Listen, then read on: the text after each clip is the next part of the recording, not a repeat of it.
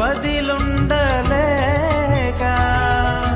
నా ఆనందం కోరేవాడా, నా ఆశను తీర్చేవాడా, నా ఆనందం కోరేవాడా, నా ఆశను తీర్చేవాడా.